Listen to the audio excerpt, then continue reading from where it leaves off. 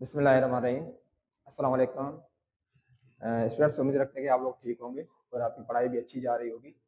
तो आज हम एक नए टॉपिक की तरफ जा रहे हैं और टॉपिक का नाम है बॉन्ड एनर्जी।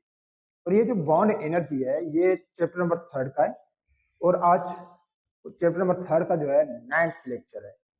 तो क्लास फर्स्ट ईयर है। तो हम आज डिटेल में डिस्कस करने जा रहे हैं बॉन्ड एनर्जी को। तो हम बॉन्ड एनर्जी को किस तरह से मेजर करते हैं और इसकी एप्लीकेशंस कहाँ कहाँ हैं और किस तरह से हम दो मॉलिक्यूल्स को डिफरेंशिएट करते हैं on the basis of bond energy. तो हम आज इसको फुल डिस्कशन की तरफ जा रहे हैं। तो हम पहले एक्सप्लेन करेंगे कि बॉन्ड एनर्जी क्या है। बॉन्ड एनर्जी को एक्सप्लेन करने से हमारे पास दो टर्म्स यूज होते हैं। एक टर्म हमारे पास यूज होता है,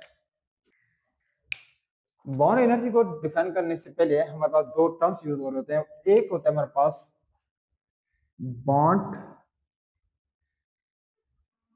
फॉर्मेशन,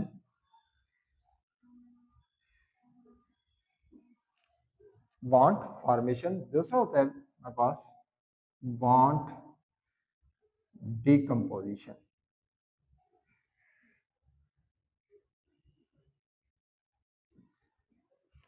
बॉन्ड फॉर्मेशन का क्या मतलब है? बॉन्ड बन रहा हो, आपके पुराने बॉन्ड टूट रहे हो और नए बॉन्ड बन रहे हो, तो हम उसको क्या कहेंगे? Bond formation. क्या कहेंगे हम उसको? Bond formation. इस बॉन्ड इसको हम दूसरा बोलते हैं।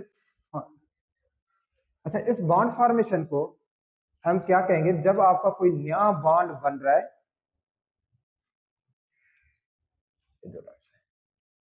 बॉन्ड फॉर्मेशन हम उसको कहते हैं जब आपका नया बॉन्ड बन रहा हो उस टाइम आपका एनर्जी क्या होना चाहिए? रिलीज होनी चाहिए। क्या होनी चाहिए? आपके पास एनर्जी रिलीज होनी चाहिए। जब आपके पास जब बॉन्ड बन रहा है तो उस टाइम आपका जो एनर्जी है वो एनर्जी क्या होना चाहिए? रिलीज होना चाहिए। जब आपके पास नया बॉन्ड बन रहा है, पुराने बॉन्ड टूट रहे हैं और नए बॉन्ड बन रहे हैं, तो उस टाइम जब एनर्जी रिलीज होता है तो हम उस एनर्जी को क्या कहते हैं? एक्सोथर्मिक। क्या कहते हैं हम उसको?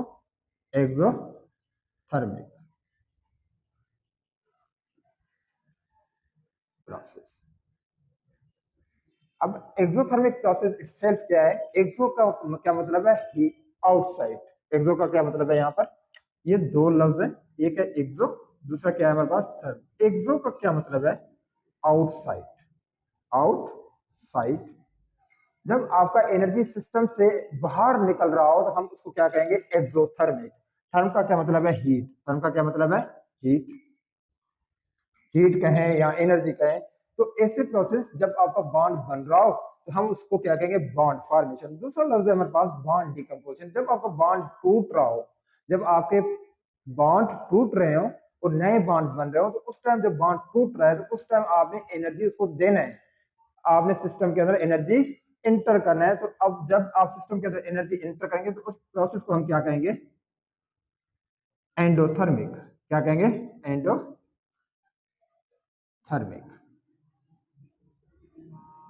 प्रोसेस। अब एंडोथर्मिक प्रोसेस का क्या मतलब है? एंडो जो लफ्ज है इसका क्या मतलब है? इनसाइड। क्या है? इनसाइड। जब आप किसी सिस्टम को एनर्जी दे रहे हैं तो उस टाइम आपका बॉन्ड क्या हो रहा होता है? डिकम्पोज हो रहा होता है। Chemical bond. केमिकल बॉन्ड्स हमारे दो तरह से बनते हैं, टूटते हैं। एक होता है बॉन्ड फॉर्मेशन, एक क्या होता है हमारे पास? Bond decomposition. बॉन्ड डिकम्पोजिशन में क्या हो रहा होता है कि एनर्जी आपने सिस्टम को देना है, मतलब एनर्जी सिस्टम के अंदर एंटर करना है। तो जब आपका एक्सोथर्मिक है तो उसका जो हम सिंबल यूज करते हैं, एनर्जी निगेटिव होता है। इसका क्या मतलब है नेगेटिव का? Energy is a release. Energy is a released.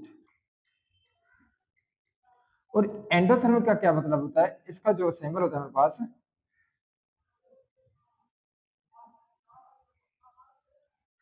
Negative. Energy is,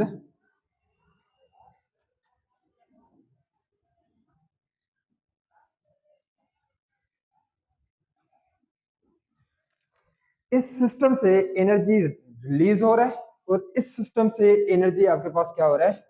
gain हो रहा है। Energy is absorb. जब आपका पॉजिटिव सिंबल एनर्जी के साथ आ जाए तो हम उसको कहेंगे एंडोथर्मिक।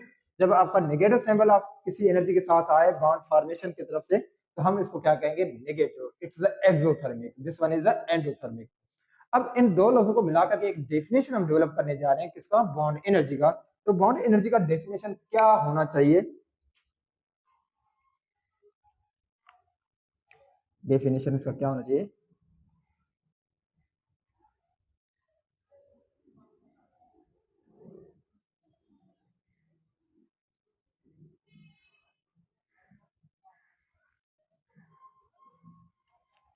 बॉन्ड एनर्जी का डेफिनेशन कैसे करेंगे? The energy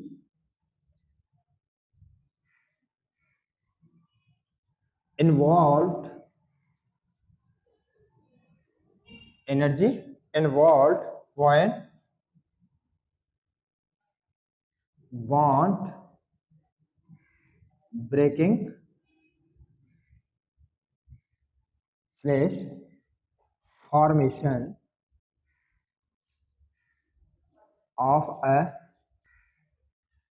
the energy involved when bond breaking or bond formation of a one mole of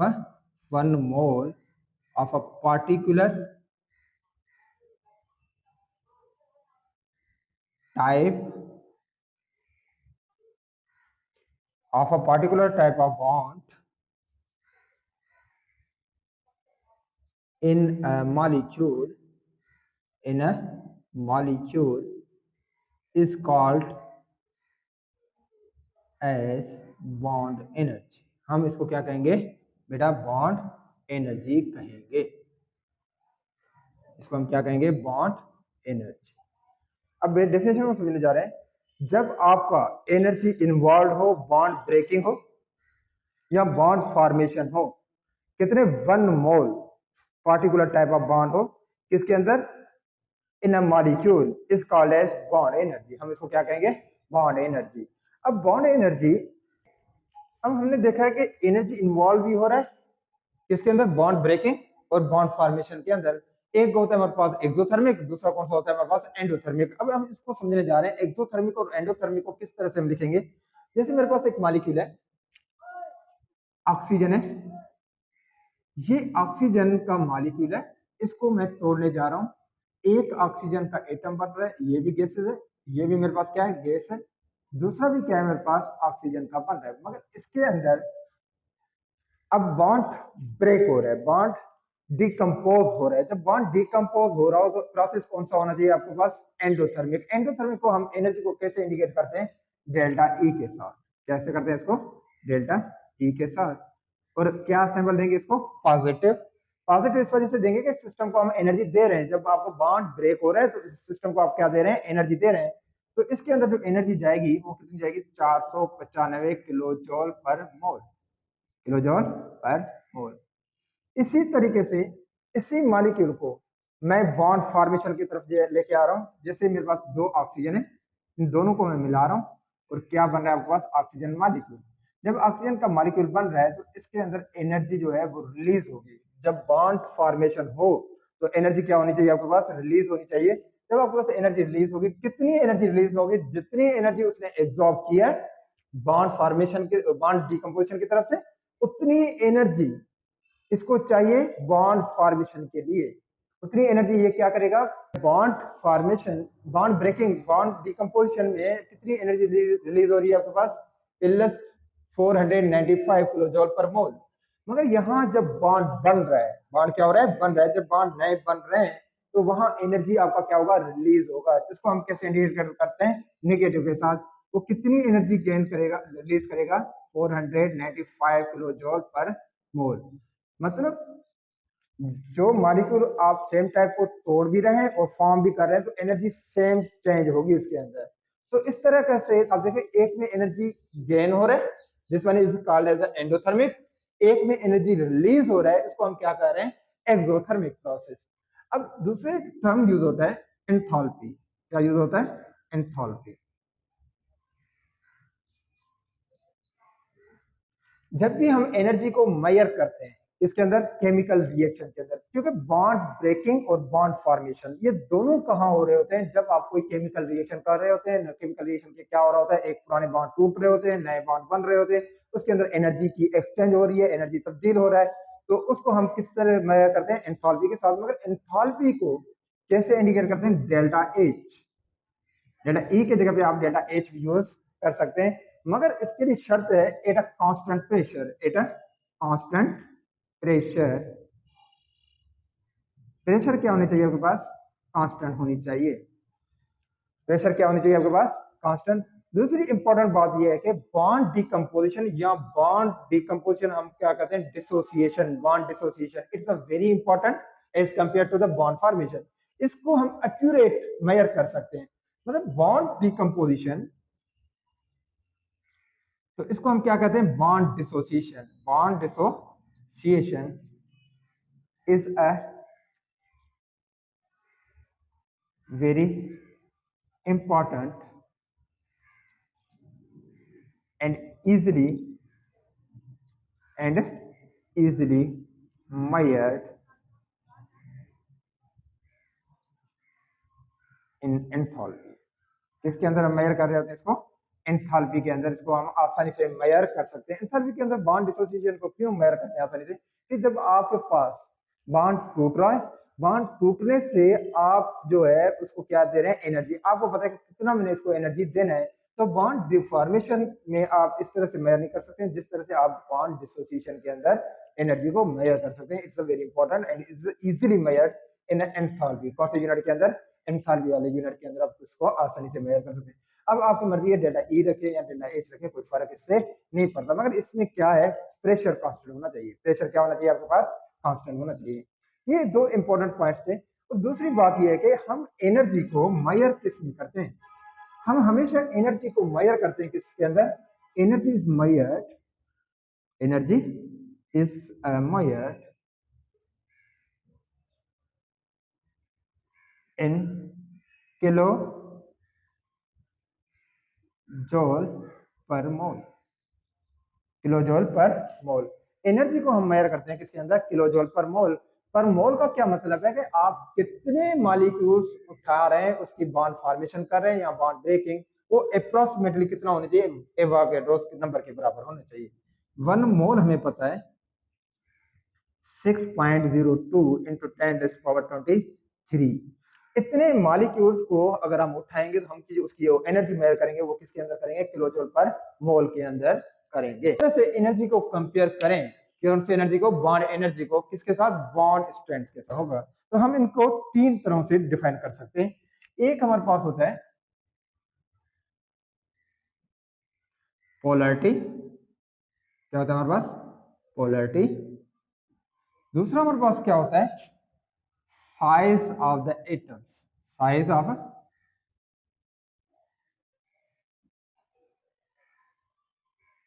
atoms.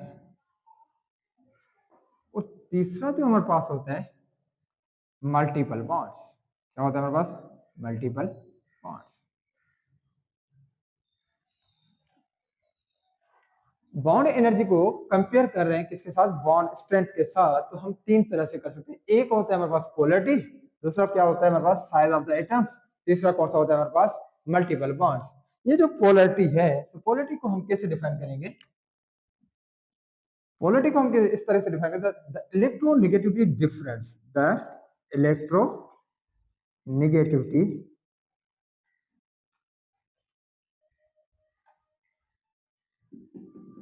difference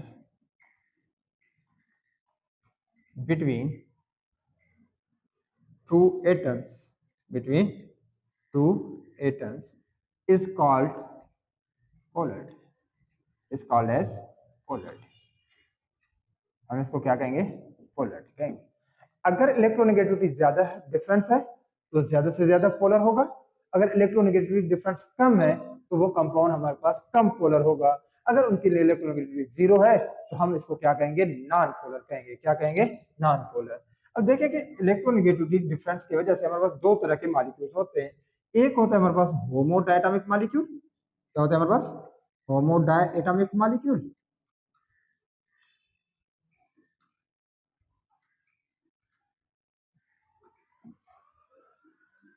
और दूसरा जो होता है हमारे पास hetero diatomic molecule. Hetero diatomic.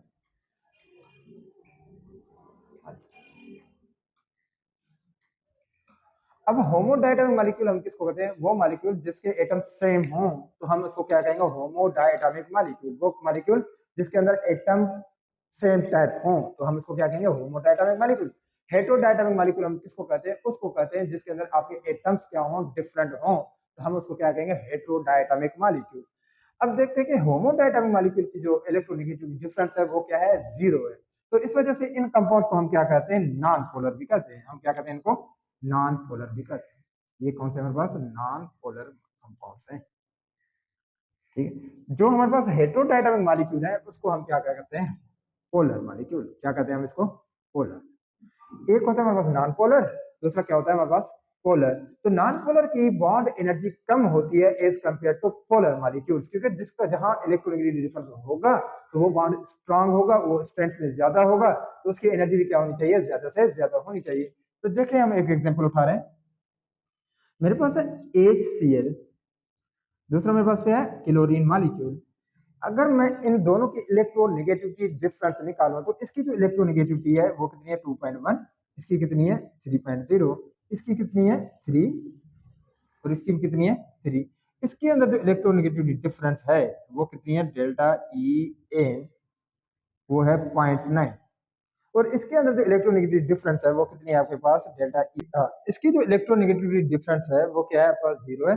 तो इस वजह से इसकी जो एनर्जी निकल रही है वो कितनी है? 242 किलो जॉल पर मोल। तो इस वजह से अगर हम इसको और देखें तो इसमें क्या हो रहा होता है? टॉप टू बॉटम आपकी इलेक्ट्रोनेगेटिविटी क्या हो रहा है? डिक्रीज।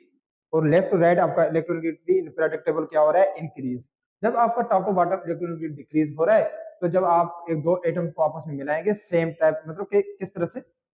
अच्छा, अगर हम यहाँ इलेक्ट्रोनेगेटिविटी को देख रहे हैं कि top to bottom, left to right, right table के अंदर टॉप टू बॉटम आपकी इलेक्ट्रोनेगेटिविटी इंक्रीज हो डिक्रीज हो रही है, और लेफ्ट टू राइट आपकी इलेक्ट्रोनेगेटिविटी क्या हो रहा है? इंक्रीज हो रहा है। तो इसको हम किस तरह से देख रहे हैं? जैसे मेरे पास एक कंपाउंड है HF है, दूसरा मेरे पास क्या है? HCl है, तीसरा क्या है मेरे पास? HCl है, और दूसरा कौन सा है मेरे पास? HBr है, दूसरा कौन सा है? H है। अगर हम देखें पीरियोडिक टेबल के अंदर ये टॉप टू बॉटम आ रहा है तो इलेक्ट्रोनेगेटिविटी क्या हो रहा है? यहाँ डिक्रीज हो रहा है। इलेक्ट्रोनेगेटिविटी क्या हो रहा है? यहाँ पर डिक्रीज हो रहा है। तो इसका मतलब है सबसे ज्यादा जो स्ट्रॉन्ग बॉन्ड कौन सा होगा? HF। HF क्यों हो रहा है? क्योंकि इसके दोनों की इलेक्ट्रोनेगेटिविटी डिफरेंस ज्यादा है, तो इस वजह से ये ज्यादा से ज्यादा क्या है आपके पास? पोलर है, और इसकी इलेक्ट्रोनेगेटिविटी डिफरेंस कम है, तो इस वजह से आप निकाल सकते हैं। जैसे मेरे पास दो कंपाउंड्स हैं, एक है मेरे पास नाइट्रोजन, ऑक्सीजन, कार्बन, दूसरा मेरे पास कौन सा है? ऑक्सीजन। अब देखें कि दोनों की इलेक्ट्रोनेगेटिव डिफरेंस कार्बन और नाइट्रोजन की ज्यादा है या कार्बन और ऑक्सीजन की ज्यादा है? कार्बन ऑक्सीजन की ज्यादा होगी, क्योंकि हम लेफ्ट टू राइट जा रहे हैं पीरियोडिक टेबल के अंदर, तो इलेक्ट्रोनेगेटिविटी क्या हो रहा है हमारे पास? इंक्रीज हो रहा है। तो इनकी दोनों की इलेक्ट्रोनेगेटिव डिफरेंस ज्यादा होगी as compare to carbon to nitrogen. तो इस वजह से इसकी बॉन्ड एनर्जी क्या होनी चाहिए? ज्यादा से ज्यादा। इसकी बॉन्ड एनर्जी क्या होगा? कम से कम। इस तरीके से इसकी बॉन्ड एनर्जी कम से कम होगी, इसकी बॉन्ड एनर्जी क्या होना चाहिए? ज्यादा से ज्यादा। क्योंकि एक रिलेशनशिप है हमारे पास, the bond energy is the directly proportional to the polarity। Polarity का है या इलेक्ट्रोनेगेटिविटी डिफरेंस का है। जैसे पोलरिटी ज्यादा होगी तो उसकी बॉन्ड एनर्जी भी क्या होना चाहिए आपके पास? ज्यादा से ज्यादा। जैसे पोलरिटी कम होगी तो उसकी बॉन्ड एनर्जी भी क्या होगा आपके पास? कम से कम होगा। हमारे पास दूसरा है size of the atoms. The bond energy depends upon the value of the size of the atoms. जैसे आपके साइज ऑफ एटम्स कम होंगे, size of atom in molecules कम से कम होंगे, तो उसका बॉन्ड एनर्जी भी क्या होगा आपके पास? ज्यादा से ज्यादा होगा। कैसे? अगर bond size of the atoms ज्यादा है तो उसकी बॉन्ड एनर्जी कम से कम होगी। तो यहाँ एक रिलेशनशिप बना दे, बॉन्ड एनर्जी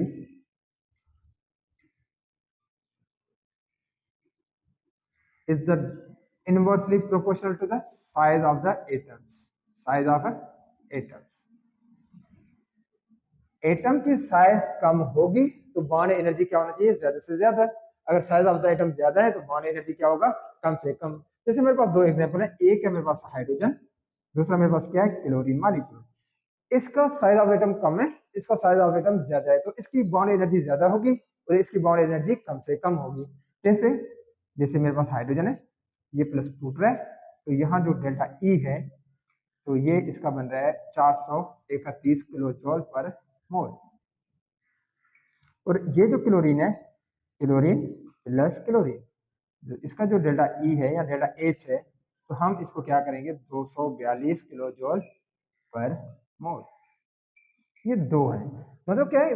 जिसका साइज एटम कम होगा उसकी ज्यादा से ज्यादा एनर्जी, तो जिसका साइज ऑफ एटम कम होगा उसकी बॉन्ड एनर्जी भी क्या होगा, कम होगा। और स्ट्रेंथ ऑफ बॉन्ड से देखेंगे इसका स्ट्रेंथ ऑफ बॉन्ड ज्यादा है, ये बॉन्ड क्या है आपके पास, वीक से वीक बॉन्ड है। जैसे मेरे इसको कहते हैं मल्टीपल बॉन्ड, हम उसको कहते हैं जब आपके पास एटम के अंदर दो दो एटम्स के अंदर दो या दो से ज्यादा बॉन्ड्स हों तो हम उसको क्या कहेंगे, मल्टीपल बॉन्ड्स कहेंगे। क्या कहेंगे, मल्टीपल बॉन्ड। इस तरह से एक्सप्लेन करते हैं, कार्बन और carbon, carbon double bond carbon, carbon triple bond carbon, इसको क्या कहेंगे, मल्टीपल बॉन्ड्स। एक से ज्यादा है तो ये क्या है हमारे पास, मल्टीपल बॉन्ड्स है। इसकी जो एनर्जी है वो कितनी है आपके पास, 348 किलो जूल पर मोल, और इसकी एनर्जी कितनी है आपके पास, 614 किलो जूल पर मोल है। और इसकी एनर्जी जो कितनी है, 839 किलो जूल पर मोल। अब ये जो एनर्जी डिफरेंस है इसके और इसके ये एग्जैक्ट वैल्यूज डबल नहीं हो रहे हैं, ये एग्जैक्ट इस वजह से डबल नहीं हो रहे हैं क्योंकि यहाँ जो है एक सिग्मा बॉन्ड है, दूसरा यहाँ एक सिग्मा पकड़ एक पाई बॉन्ड है। पाई बॉन्ड की एनर्जी कम होती है as compare to sigma bond, इस वजह से इसकी एनर्जी एग्जैक्ट डबल नहीं होगी मगर कम होगी दो बॉन्ड की एनर्जी मिलाने से। तो इस वजह से हम अगर इसका रिलेशनशिप बनाते हैं तो bond energy is the directly proportional to the multiple of the bonds, multiple of bonds. जैसे बॉन्ड का नंबर बढ़ेगा ऐसे बॉन्ड एनर्जी या बॉन्ड स्ट्रेंथ भी क्या होना चाहिए आपके पास, ज्यादा से ज्यादा होगा। मतलब बॉन्ड स्ट्रेंथ बढ़ने का क्या मतलब है, नंबर ऑफ डबल बॉन्ड ज्यादा से ज्यादा हो तो उसकी बॉन्ड एनर्जी भी क्या होगा आपके पास, ज्यादा से ज्यादा होगा। थैंक यू सो मच, ये लेक्चर आप देखते जाएं और अपना फीडबैक भी